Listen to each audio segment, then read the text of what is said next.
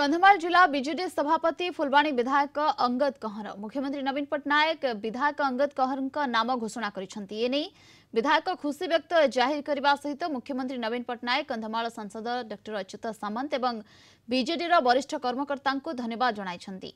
मुख्यमंत्री तांको उपरे भरोसा करिसेंती, से ही भरोसा को कायम रखिबे बोली प्रतिक्रिया रे कहिसेंती।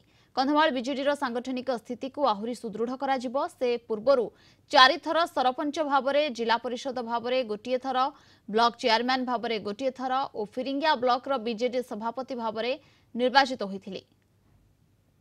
विजु जनता दल जिला सभापति भाव में दायित्व दि जाइए।